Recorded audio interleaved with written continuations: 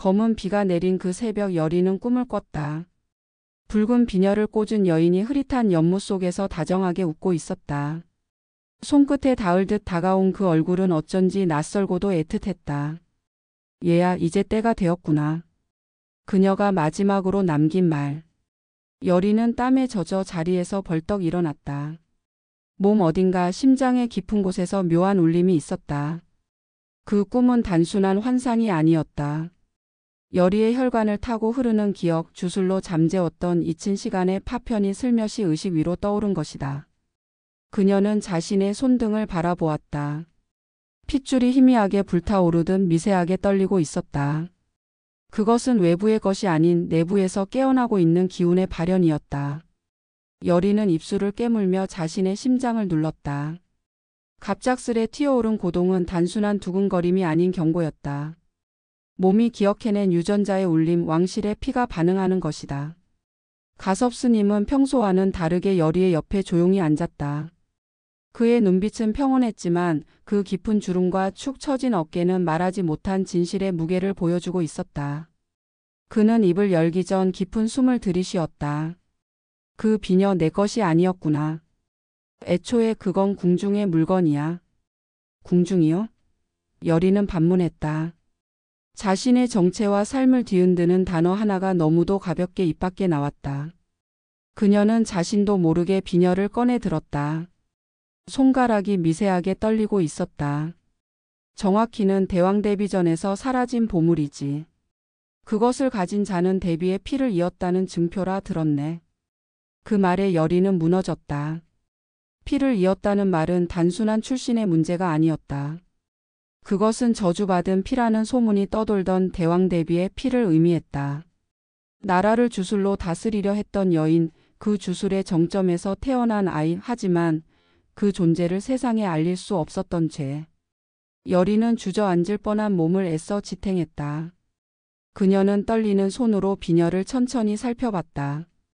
비녀의 끝자락에는 흐릿한 봉황의 문양이 희미하게 남아 있었다.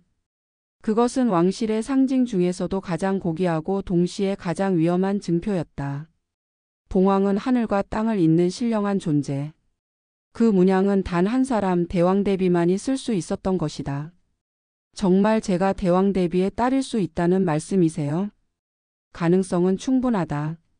하지만 조심해야 한다. 그 피는 축복이기도 하지만 저주이기도 하니까. 가섭 스님의 말은 단호했다. 그의 목소리에서 망설임은 없었지만 안타까움은 가득 묻어 있었다. 그녀는 기억을 더듬었다. 무녀로 살아온 시간, 자신을 바라보던 사람들의 시선. 늘 미묘하게 두려움과 경외가 섞여 있었다. 그것이 무녀라는 신분 때문만은 아니었다. 마치 그녀의 존재 자체가 금기시된 것처럼 설명할 수 없는 공포와 경계가 그들 사이에 있었다. 그리고 이제 그 퍼즐이 하나씩 맞춰지고 있었다.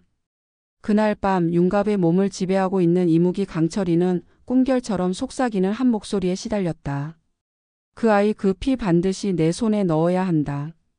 그 음성은 이전보다도 더 깊고 또렷했다. 마치 뼛속에 새겨진 주문처럼 그의 정신을 갉아먹고 있었다. 팔척기의 기운은 점점 강해지고 있었고 윤갑의 자아는 그 속에서 서서히 잠식되어 갔다. 강철이는 마지막 남은 힘으로 안에서 저항했다. 그의 내면은 사투였다. 건드리지 마라. 여리는 그러나 팔척기는 비릿한 웃음으로 속삭였다. 너도 알잖아. 그 아이의 피는 왕권을 무너뜨릴 힘을 가졌다는 것을. 그 말은 사실이었다. 강철이조차 부정할 수 없는 진실. 여리의 피는 단순한 생명이 아니었다.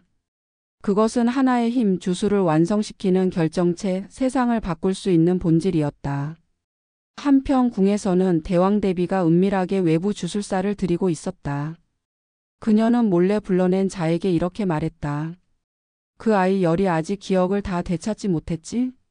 그녀가 모든 걸 알기 전에 나보다 먼저 궁에 들어오게 해선 안 된다. 그녀의 눈빛은 차가웠지만 깊은 속엔 두려움이 가득했다.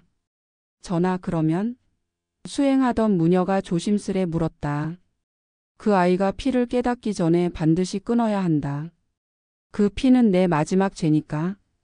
그녀의 목소리는 떨리고 있었다.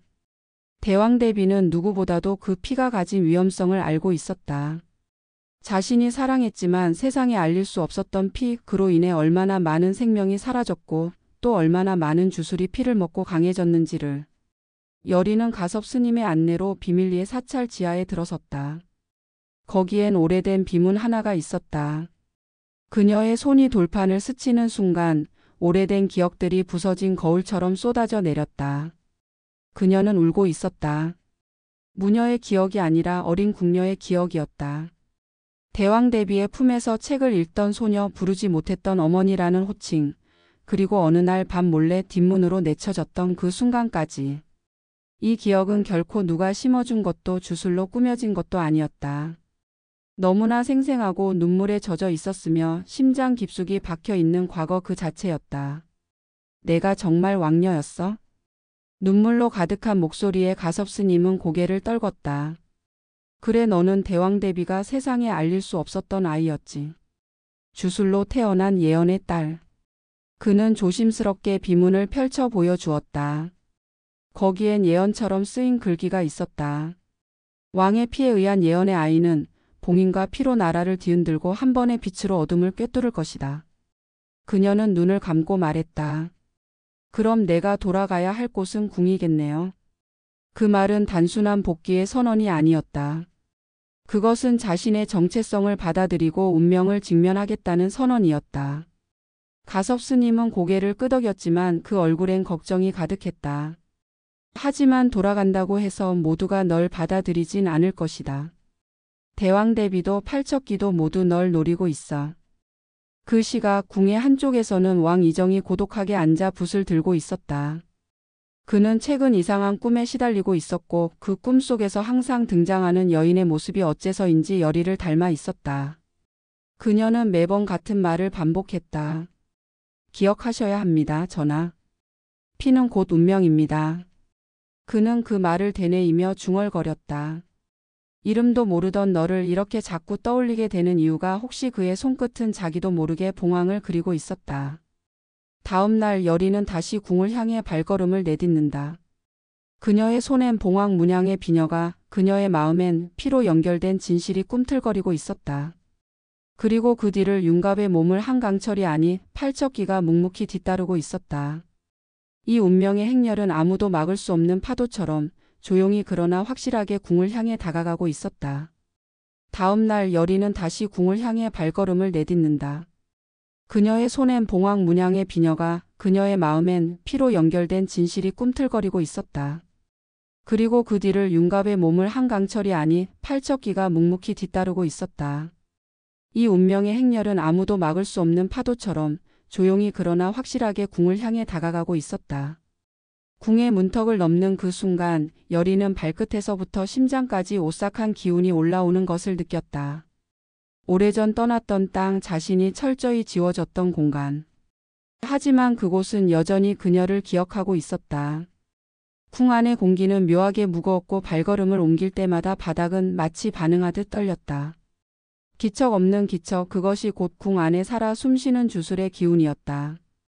그녀는 감히 궁녀들의 눈을 마주치지 않았다. 눈빛 하나, 표정 하나가 모든 것을 들켜버릴 수 있었기 때문이다. 하지만 이상하게도 아무도 그녀를 알아보지 못했다. 마치 그녀가 안개 속 존재인 양 시야의 어귀에서 흐려졌다. 그것은 비녀가 지닌 보호의 힘 때문이었다. 봉황의 문양이 주술의 눈을 감추고 예지의 기운을 차단한 것이다. 그녀는 가섭 스님의 말이 떠올랐다. 이 비녀는 피를 인도하지만 동시에 피를 감추기도 하네. 여리는 조심스럽게 궁의 한쪽, 오래전 자신이 갇혀 살던 작은 정각을 향했다. 어린 시절 바깥 세상을 모른 채 살아갔던 공간. 그곳의 문은 이미 사가 있었고 그 흔적마저 지워진 채 방치되어 있었다. 그녀는 떨리는 손으로 문을 열었다. 썩은 문틀 사이로 먼지가 피어올랐다. 그리고 그 안 아주 작고 오래된 흔적 하나가 그녀를 기다리고 있었다. 침상 아래 오래된 목재 틈 사이에 칼자국처럼 남아있는 단 하나의 글자. 여그녀가 어린 시절 처음으로 스스로 새긴 이름이었다. 그녀는 그 자리에 앉아 천천히 눈을 감았다. 수많은 기억들이 꿈처럼 밀려왔다. 책을 읽어주던 여인, 어머니라는 단어를 부르지 못했던 그 입술, 밤마다 들려오던 외부의 소리와 닫혀있던 문. 대왕대비의 무릎에 안겨 노래를 듣던 기억부터 단 하룻밤 사이에 모든 것이 사라졌던 그 끔찍한 날까지. 그녀는 무너지지 않으려 애썼지만 속에서 끓어오르는 감정은 주체할 수 없었다. 그리고 다시 시작된 꿈. 꿈속에서 어릴 적 자신을 안고 있는 대왕대비가 말했다. 이 아이는 세상의 중심이 될 운명을 가졌다. 그러니 이 아이의 이름은 잊히고 기억도 잠들게 하거라. 옷자락이 휘날리고 주술사들이 외우던 주문은 마치 귀를 틀어막는 듯한 고통을 가져왔다. 그녀는 눈을 감았고 다음 순간 아무것도 기억나지 않았다. 그 주술은 단순한 기억 봉인이 아니었다. 피를 감추고 이름을 지우는 금기의 봉인이었다. 그녀는 눈을 떴다. 눈앞의 공간이 흐릿하게 번지고 있었고 심장은 또다시 세게 뛰고 있었다. 다시 나로 살겠어. 그 말은 그녀가 더는 과거의 그림자 속에 살지 않겠다는 다짐이었다. 운명을 외면하지 않겠다는 선언이기도 했다. 그 시각 강철이는 윤갑의 몸을 점점 잠식하는 팔척귀의 기운을 견디지 못하고 있었다. 그의 내면은 이미 전쟁터였다. 온몸에 퍼진 어둠은 점점 더 짙어졌고 윤갑의 의식은 파편처럼 부서져 가고 있었다. 내면 깊은 곳 강철이는 악몽 속에서 끝없이 떨어지는 감각을 느끼며 소리쳤다. 내 몸에서 나가라. 하지만 팔척귀는 웃었다. 강철아, 넌 이미 나야. 너와 나 그 구분은 오래전에 사라졌지. 그러나 강철이는 쉽게 무너지지 않았다. 그는 열의를 떠올렸다. 그녀의 눈빛, 웃음, 그리고 자신을 향해 말없이 건넸던 손길. 그 순간이 그를 붙잡고 있었다. 그는 윤갑의 의식을 붙잡았다. 열의를 지켜. 그 아이는 너와 나 둘 다의 생명이야. 그 외침은 윤갑의 가슴 깊은 곳을 울렸고 그의 눈에 다시 빛이 돌아왔다. 윤갑은 숨을 헐떡이며 깨어났다. 그리고 곧장 열의를 향해 달려갔다. 그가 도달해야 할 곳은 그녀의 곁, 그녀를 감싸는 경계선이었다. 그러나 팔척귀는 결코 그를 그냥 두지 않았다. 그는 그림자처럼 윤갑의 발밑을 파고들었고 궁의 복도를 어지럽게 만들며 사람들의 기운을 흩뜨리고 주술진을 중심으로 일대 혼란을 일으켰다. 궁녀들이 비명을 지르며 쓰러지고 문은 스스로 닫히며 경보처럼 울렸다. 대왕대비는 그런 혼란을 조용히 지켜보며 독백했다. 결국 그 아이는 돌아왔구나. 그리고 나는 대가를 치러야겠지.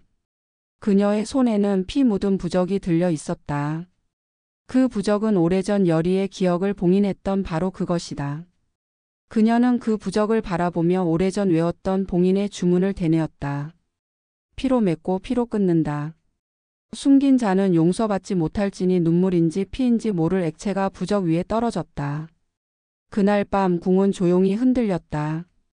열의는 운명과 마주했고 팔척귀는 계획을 완성하려 했다. 그리고 왕 이정은 자신의 몸 안에 피어나는 묘한 감정에 휩싸였다.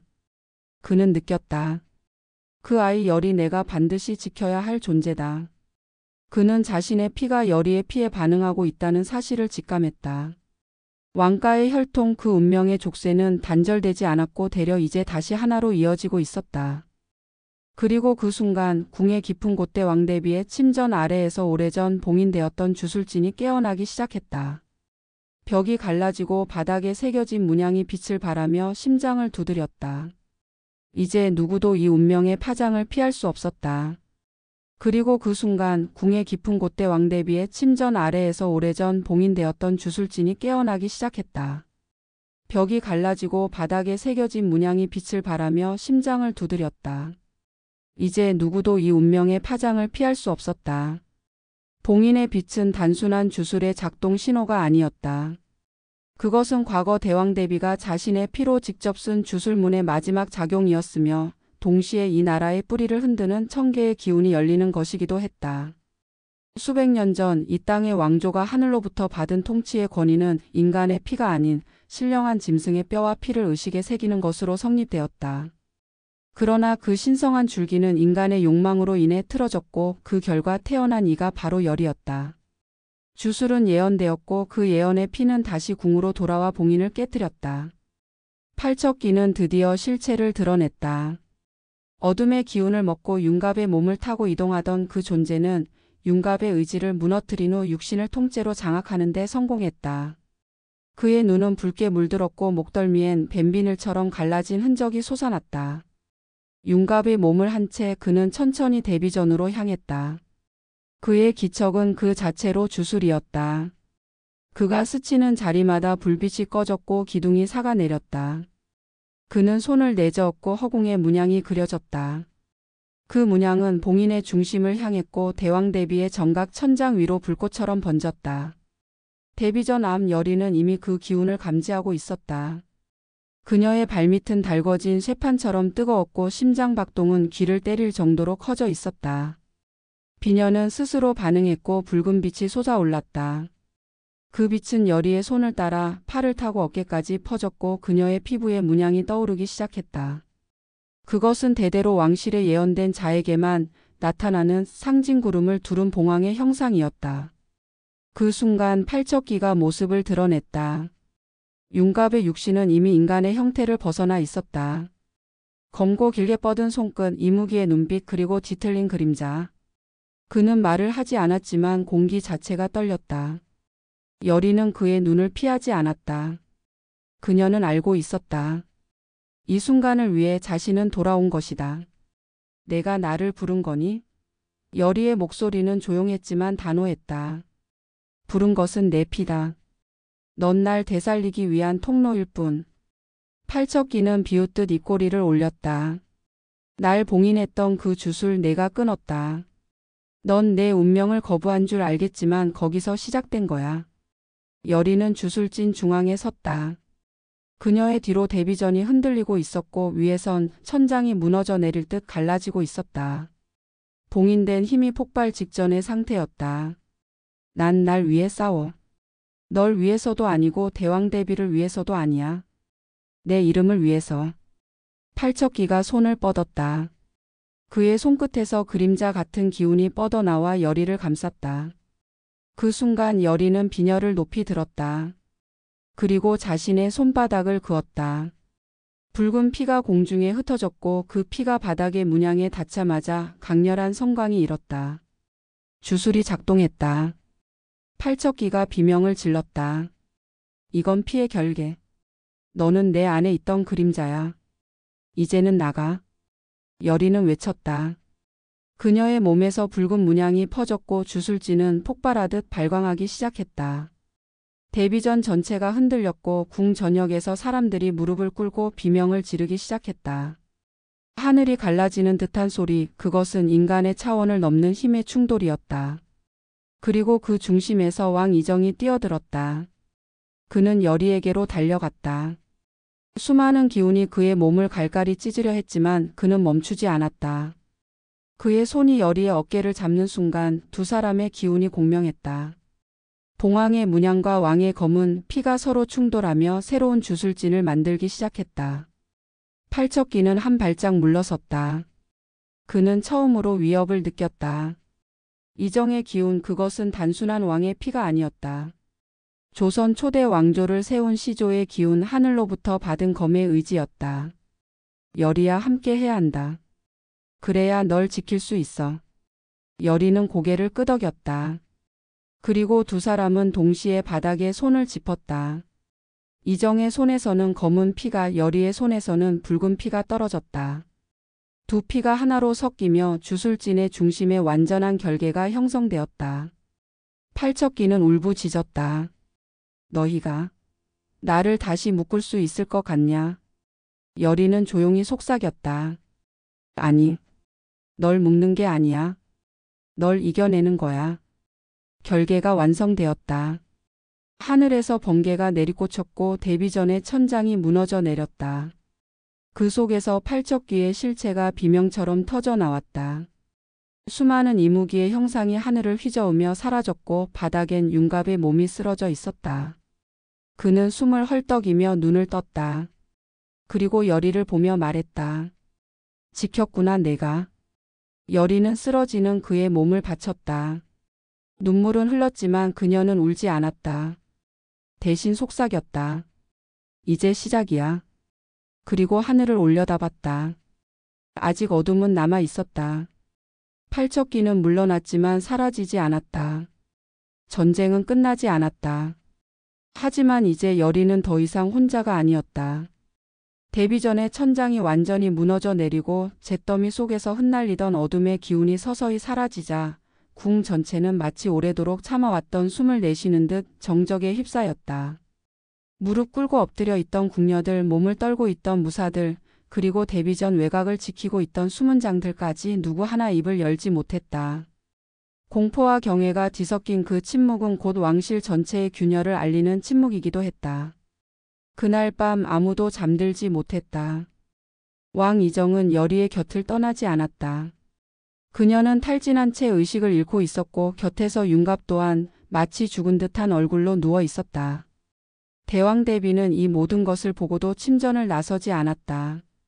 오히려 그녀는 등불을 모두 끄게 한 뒤 혼자 벽에 걸린 오래된 족자를 꺼냈다.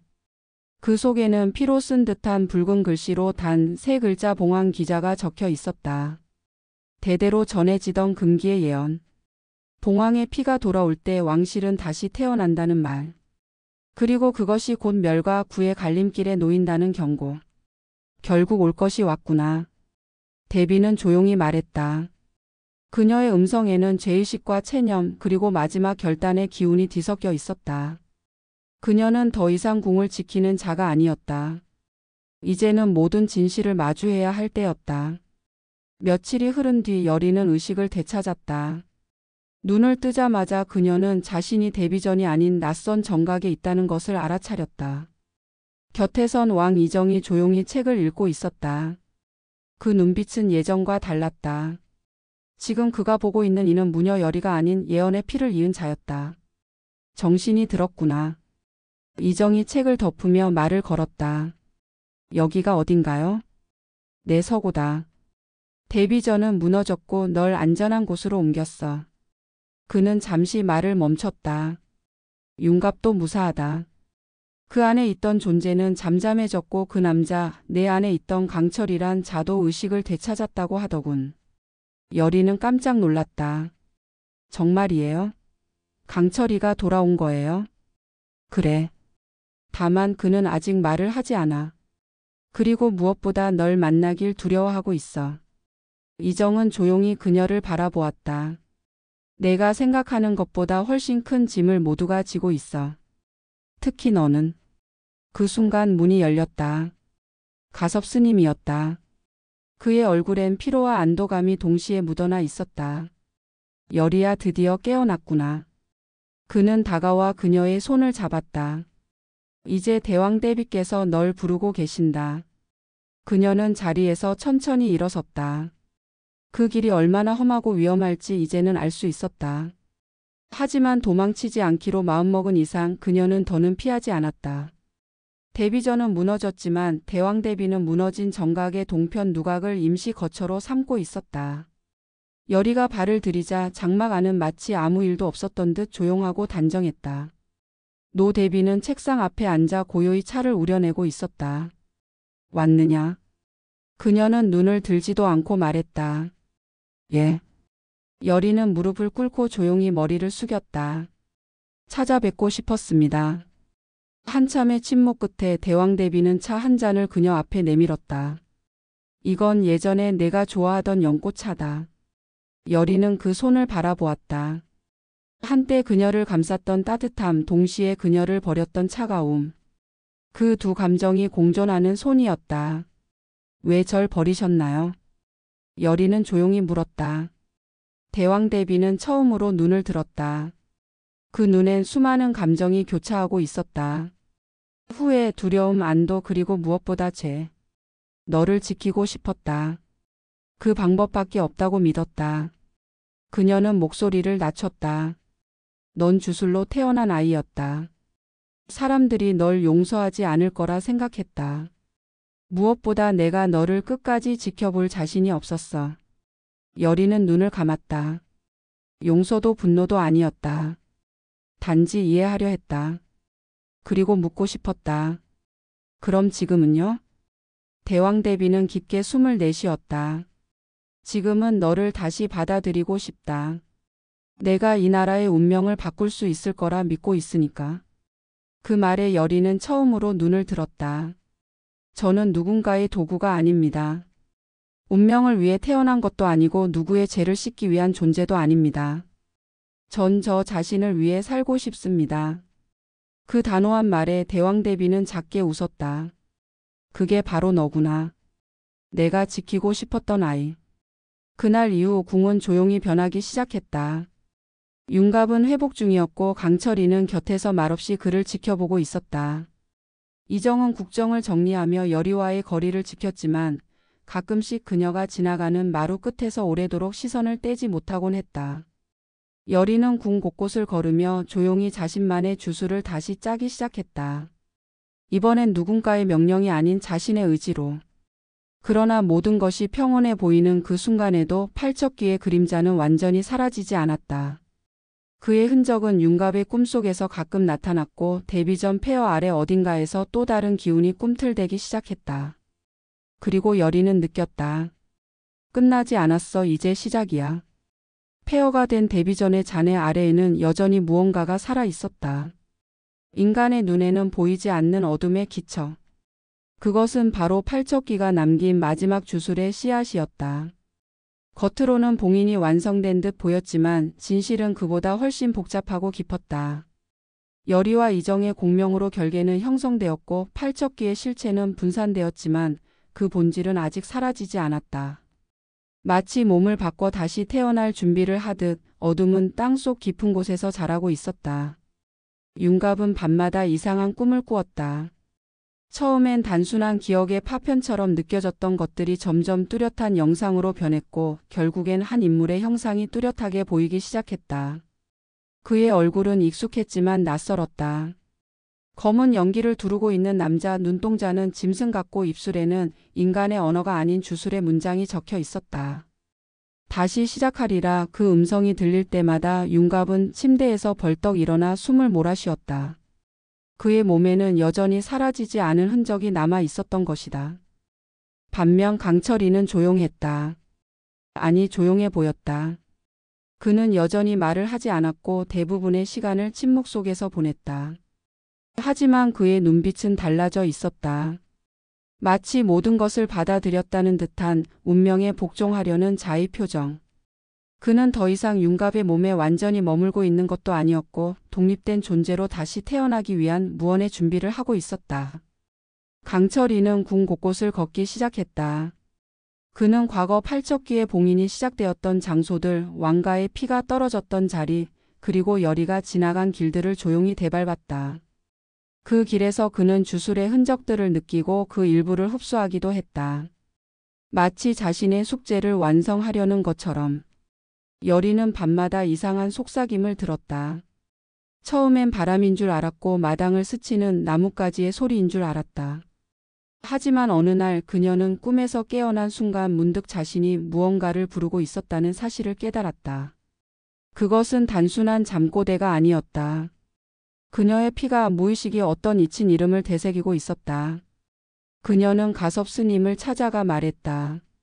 저 스님 팔척귀 완전히 사라진 게 아니죠? 가섭 스님은 조용히 고개를 끄덕였다. 응. 넌 알고 있었구나.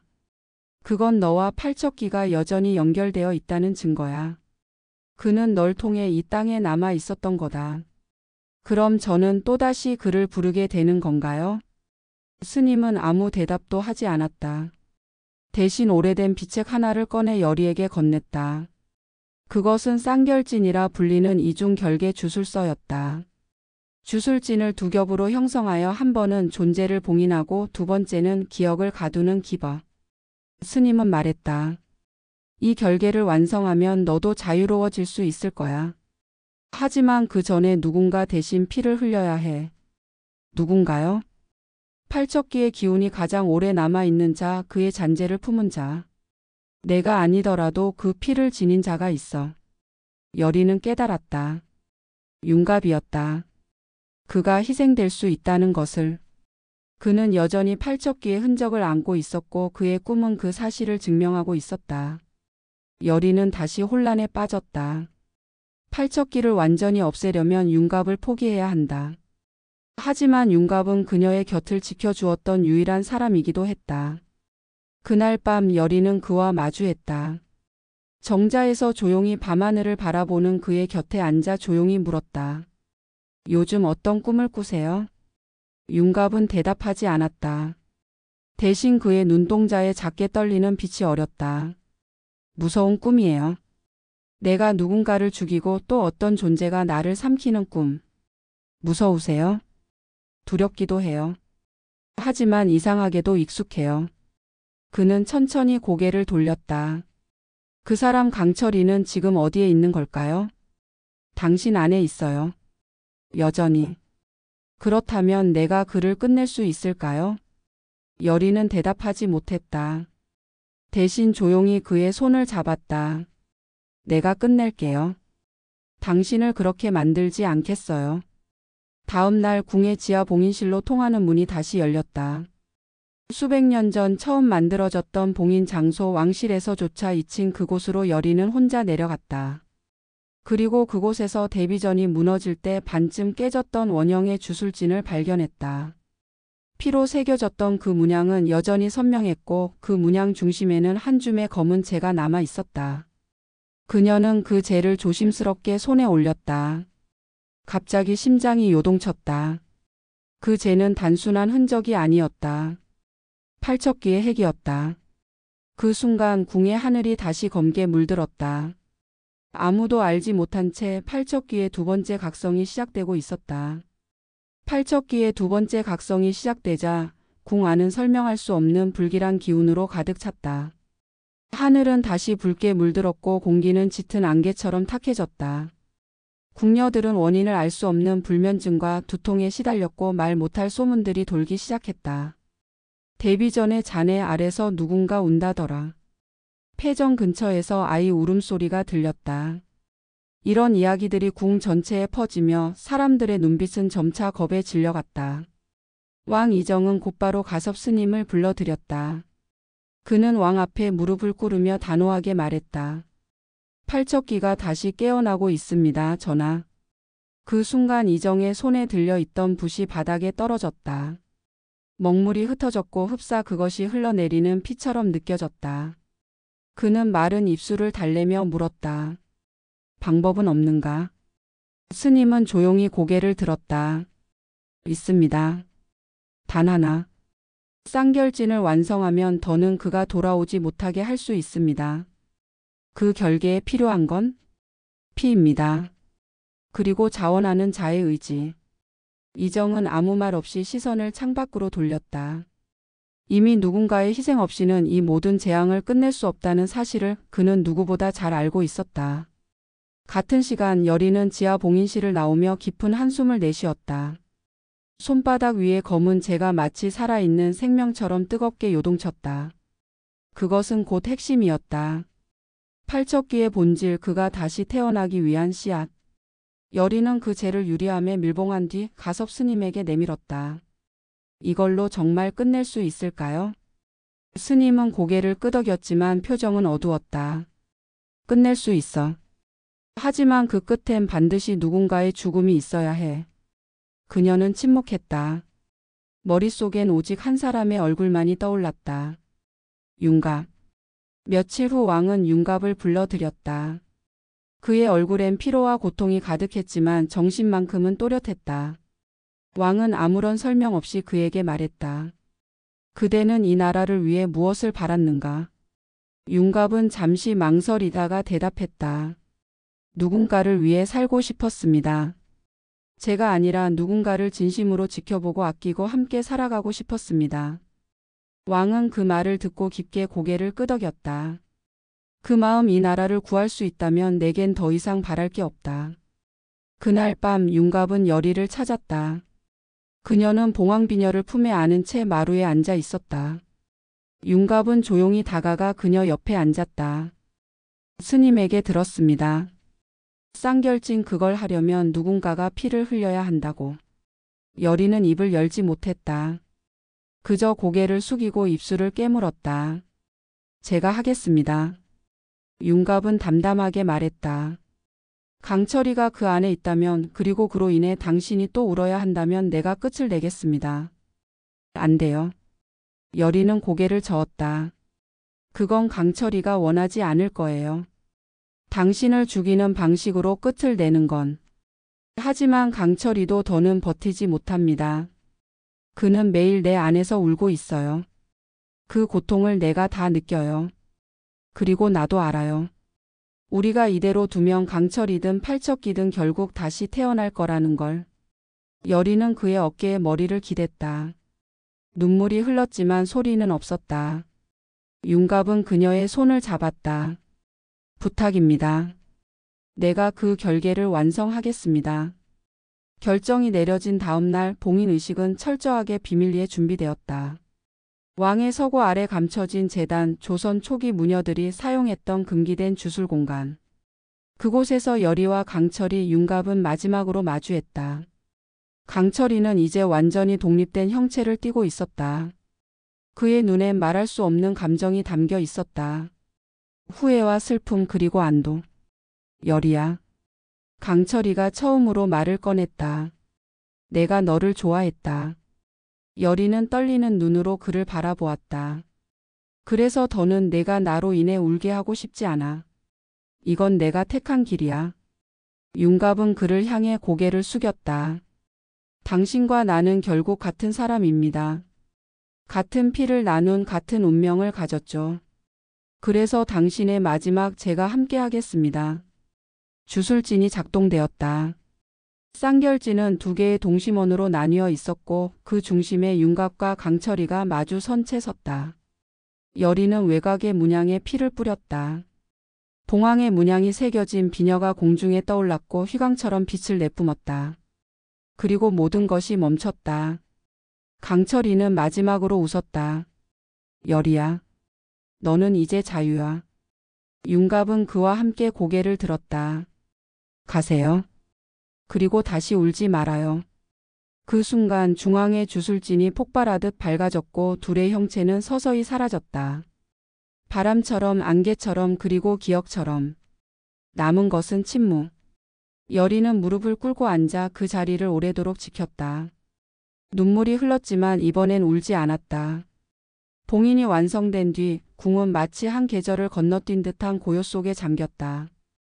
밤하늘은 더 이상 붉게 물들지 않았고 어김없이 해가 떠오르고 별이 졌다. 주술진이 사라진 자리는 왕실의 금봉인으로 덮여졌고 그 누구도 그 아래에 어떤 일이 있었는지 입을 열지 않았다. 그저 그날 이후 궁에서 두 사람이 사라졌다는 사실만이 사람들 사이에 속삭임처럼 떠돌 뿐이었다. 여리는 궁 깊은 곳 작은 정각에 머물고 있었다. 스스로 원해서였다. 그 누구의 곁도 아니고 그 누구의 명령도 아니었다. 침전 한켠에는 윤갑이 생전 남긴 작은 목각 인형이 놓여 있었고 그 곁에는 강철이의 옛 반지꼬리 하나가 조용히 자리 잡고 있었다. 그녀는 날마다 그 앞에 앉아 조용히 시를 꼬고 작은 장신구를 엮었다. 그것은 그녀가 기억을 잃기 전 어린 궁녀였던 시절 자주 하던 일이었다. 가섭스님은 가끔 그녀를 찾아왔다. 하지만 대부분 말없이 차만 마셨고 여리 역시 질문하지 않았다. 그저 그들과 공유하는 침묵의 시간 속에서 그녀는 자신을 천천히 되짚고 있었다. 누구의 딸도 아니고 누구의 재물도 아닌 채로. 그동안 그녀를 둘러싸고 있었던 모든 이름과 역할을 걷어낸 채 여리는 단 하나의 정체성으로 서기 시작했다. 나라는 이름으로. 그 사이 왕 이정은 새로운 국정을 정비하며 궁 안팎의 기운을 가다듬고 있었다. 그는 여전히 젊고 많은 것을 잃었지만 그 무엇보다도 단단해져 있었다. 대신들과의 매일 같은 회의 속에서도 그는 짧고 명확하게 자신의 뜻을 밝혔다. 이 나라는 더 이상 피를 기반으로 세워지지 않는다. 주술도 저주도 희생도 끝났다. 이제부터는 사람이 사람을 믿는 세상으로 나아가야 한다. 이정은 종종 여리가 머무는 정각을 바라보았다. 찾아가진 않았다. 그는 알고 있었다. 그 문을 스스로 열기 전까지 여리는 혼자여야 한다는 것을. 그러나 때때로 그는 그녀에게 짧은 편지를 남기곤 했다. 궁의 모란이 다시 피었습니다. 오늘은 내가 남긴 비녀가 햇살에 반짝였습니다. 이런 짧고 사적인 기록들이었다. 여리는 그 편지를 받으면 아무 말 없이 가슴에 품었다. 어느 봄날 정각의 문이 처음으로 열렸다. 여리는 곱게 차려입고 궁을 걸었다. 궁녀들도 무사들도 그녀를 알아보았지만 아무도 다가가지 않았다. 오히려 모두가 조심스레 고개를 숙였다. 여리는 정자에 도착해 조용히 앉았다. 그리고 그곳에서 기다리고 있던 이정과 마주했다. 오랜만이군요. 봄이라서요. 이렇게 고요한 봄은 처음이에요. 이정은 미소 지었다. 그동안 많이 그리웠습니다. 여리는 조용히 대답했다. 그리워하지 말아주세요. 그건 다시 돌아갈 수 있다는 기대잖아요. 이정은 고개를 끄덕였다. 그래도 당신이 여기 있어줘서 고맙습니다. 그날 두 사람은 아무 말 없이 오래도록 정자에 앉아 있었다. 때때로 바람이 스쳤고 물결이 일렁였다. 그 속에서 서로의 그림자가 겹치고 흩어졌다. 그날 밤 여리는 침전에서 비녀를 꺼냈다. 봉황 문양이 사라져 있었다. 그것은 그녀가 더 이상 그 운명 아래 있지 않다는 증표였다. 그녀는 그것을 나무함에 조용히 넣고 작은 봉인 문양 하나를 그 위에 새겼다.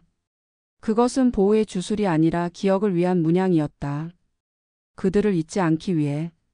몇 달 후 여리는 궁을 떠났다. 누구도 그녀를 말리지 않았다. 대신 모두가 마당 끝까지 나와 고개를 숙였다. 그녀는 말없이 고개를 숙인 채 걸었다. 그 등 뒤로 이정이 조용히 읊조렸다.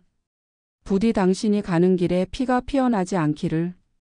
여리는 산을 넘어 작은 사찰에 머물렀다. 그곳에서 아이들을 가르치고 초승달이 뜨면 나무 아래서 혼잣말처럼 기도를 올렸다. 누구를 위한 것도 무엇을 구하는 것도 아니었다. 그저 잊히지 않기를 바랄 뿐이었다. 그리고 먼 훗날 궁 안에서 하나의 전설이 흘러나왔다. 팔척기와 싸워 나라를 구한 무녀. 왕보다 강한 신념을 지닌 예언의 아이. 하지만 여리는 그저 자신의 이름 하나만을 남겼다. 여리바람처럼 스쳐가지만 결코 잊히지 않는 이름. 지금까지 시청해 주셔서 감사합니다. 영상이 마음에 드셨다면 구독, 좋아요 부탁드립니다.